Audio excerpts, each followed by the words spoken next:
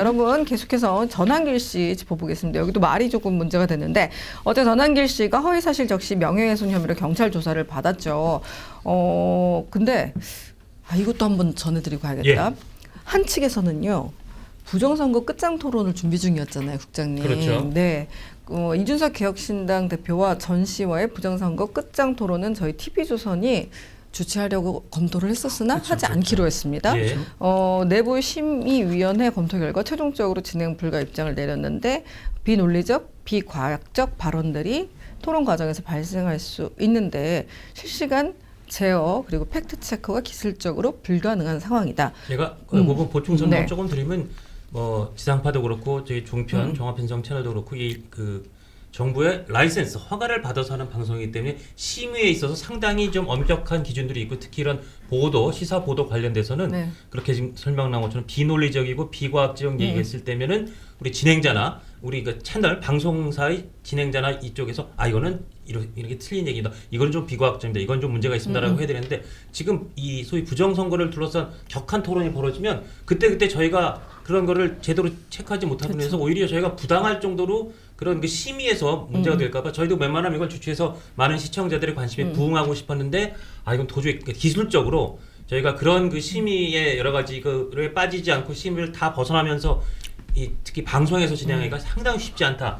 그런 판단 때문에 좀 어떻게 보면 좀 권해찬 결단을 했다. 그렇게 이해해 주시면 될 것 같습니다. 그렇습니다. 예. 자, 언더 73에서 지금 우리가 받겠다. 그럼 우리가 받겠다라고 나섰거든요. 예. 근데 여기에서 토론을 할지는 잘 모르겠네요. 자, 이 부분 짚어드리고요. 많은 분들이 궁금해하시는 것 같아서 여쭤봤습니다. 전환길 씨가 어제 경찰 조사를 받고 나오면서 자신의 SNS에 무죄를 증명하고 나왔습니다. 라는 글을 올렸거든요. 근데 경찰이 그걸 보고 놀랐을 것 같아요. 우리가 무죄 증명서 발급해줬어? 야, 너야? 이 과장 너야? 이경관 너야? 이랬을 것 같아요. 이런 거는 좀 괘씸죄로 작용할 수도 있을 것 같은데요. 전환길 씨의 그동안 발언에 비춰보면 무죄를 증명하고 나왔습니다가 그냥 그 싱가포르에 있는 비자금은 농담이었고 그 혼외자 발언이 있었잖아요. 내용이 예. 뭐냐면은 작년 10월에 유튜브에 나와가지고 이재명 대통령이 싱가포르에다가 많은 비자금을 묻어뒀다. 그렇죠. 그리고 혼외자 발언도 있었잖아요. 예. 싱가포르에 누구 유력 정치인 닮은 아들이 하나 있다. 이게 이제 혼외자 발언인데 이거에 대해서 이제 지금 명예훼손 정통마법상 명예훼손으로 이제 당사자가 고소를 했단 말이에요. 어제 조사를 받으러 들어갔는데 무죄를 입증하고 나왔다. 이게 비자금 발언은 농담이었고 아마 그 혼외자 발언은 누구인지 특정하지 않았다. 예. 그렇기 때문에 난 죄가 없다 이런 취지일 것 같아요. 예. 근데 이게 과연 그런다고 해가지고 본인 언론인이라고 주장하고 있는데 이게 과연 무죄가 될까요? 언론인이면 사실관계 정확하게 파악한 뒤에 그다음에 네. 유튜브에 나와서 얘기를 해야 되잖아요. 예. 그냥 농담이었는데 농담이어서 무죄 이건 아니라 언론에서 농담을 했다면 그건 더 책임 가중 사유가 될 것 같아요. 그래요? 네. 근데 기사증을 달고 나왔잖아요. 언론 윤리가 있잖아요. 이 부분 네. 보니까 작년 25년 2월에 전환길 뉴스라고 해가지고 발행인이더라고요. 예, 맞아요. 예, 정식 예. 언론이 맞아요. 네. 그러면은 본인이 언론인이면 유튜브에 나왔으면 대중들이 그 발언을 네. 신뢰성 있게 받아들인단 말이에요. 네. 그러면 그런 농담하면 안 되죠. 그렇죠. 뉴스인데 나름의 뉴스고 소식인데 네. 그걸 어떻게 허위 사실을 농담조로 얘기를 해요. 이거는 본인 스스로 언론 윤리가 없다는 걸 인정하는 거라서 네. 사실 이걸 가지고 무죄라고 볼 수는 없고 제가 사례를 찾아봤어요. 예. 네네.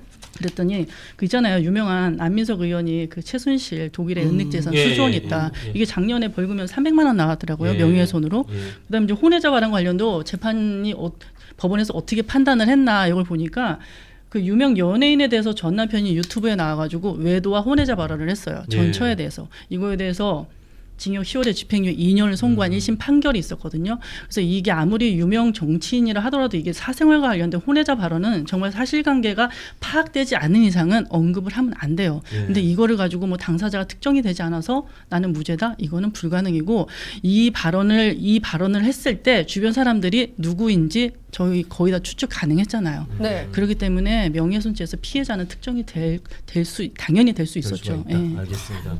참. 어떻게 보세요, 이 대변인인데 이게 참.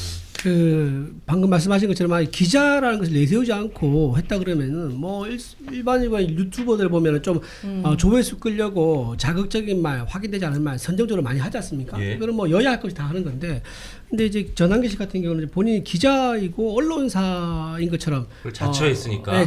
그 실제로 그런 걸 드러내고 예. 많이 했다 그러더라고요. 그리고 오늘 나올 때도 보니까 기자증을 목에 걸고 맞아요, 나왔다 맞아요. 그러더라고요. 예. 그러니까 언론임을 본인이 이제 공인해서 스스로 이제 드러내고 얘기한 건데, 그렇다 그러면 취재윤리에 이제 준해서 발언을 해야죠. 근데 네네. 확인되지 않은 것들을 너무 사실인 것 마냥 그렇게 얘기한 것은 제가 보기엔 좀 이건 좀 책임질 만한 일을 하신 거다. 좀 정도가 지나쳤다. 뭐 네. 그러니까 언론도 이렇게 할 수 있어요. 그러니까 희화하거나 풍자하거나 이런 건 가능하죠. 언론은. 그렇죠. 예. 그거는 하는 건데 이거를 전혀 근거 없는 내용을 사실인 것 마냥 하고 그 문제가 되니까 사실은 농담이었다. 뒤늦게 얘기한 것은 좀 취재윤리에 좀 어긋난 게 아닌가, 심하게 좀 벗어난 게 아닌가 싶은 생각이 좀 조금 듭니다. 변호사님이 사무실에서 계속 그랬어요.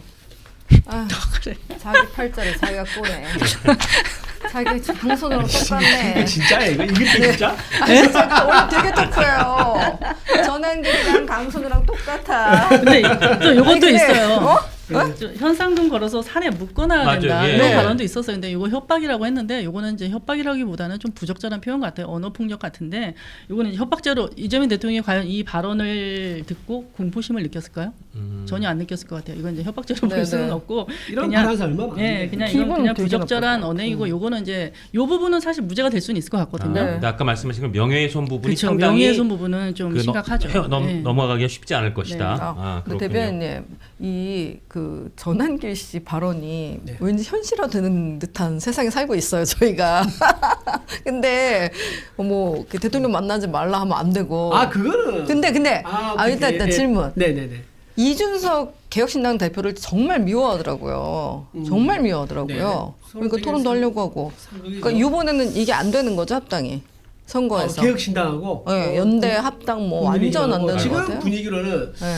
선거 연대는 좀 아닌 것 같아요. 네. 처음에는 이제 쌍특검 예. 이거 처리에 대해서는 서로 연대하자라고 이제 좀 핑크빛 분위기가 있었는데. 그 장동욱이 대표 단식할 때 이준석 대표가 찾아갈 때만 해도 그래도 괜찮았는데. 뭔가 선거연대의 그 가느다란 끈이라도 좀 연결되나 싶었는데 그 이후에 사실은 그 끈도 끊어진 것 같다는 관측이 많아요. 그렇지. 그 이후에 대한과 미래 거기에 이준석 대표가 강의를 하면서 장동혁 대표가 황교안의 길을 가고 있다든가 예. 그 말을 갑자기 해요. 예. 그러면서 이준석 대표가 선거 연대를 아예 이제 접었구나라는 이제 판단을 한 걸로 보입니다. 우리가 예. 판단한 게 아니라 개혁신당이 먼저 그렇게 예. 판단을 한 것 같아요. 이번 선거는 우리끼리 한번 해보자. 자력으로 자강을 해가지고 우리 당이 얼마나 외연을 확장할 수 있는지 한번 테스트 해보자. 이런 의도도 있는 것 같아요. 개혁신당이요? 네, 개혁신당이. 그래서 아마 그런 것 같고요. 아까 방금 말씀하시고 전환길 씨가 이제 만나지 마라, 오찬하지 마라, 뭐 이런 얘기 했다 해가지고 장동혁 대표 안 간 거 아니냐라고 하는데 저는 이렇게 좀 보고 싶습니다. 빨간불 들어오잖아요. 네. 차가 가다가 서야 되잖아요. 네. 근데 전환길 씨가 빨간불이라고 얘기했다 해가지고 그걸 무시하고 가야 되는 거 아니잖아요. 이 영상이 마음에 드셨다면 압도적인 좋아요와 구독, 알림 설정. 부탁드립니다. 뉴스트라 타노스!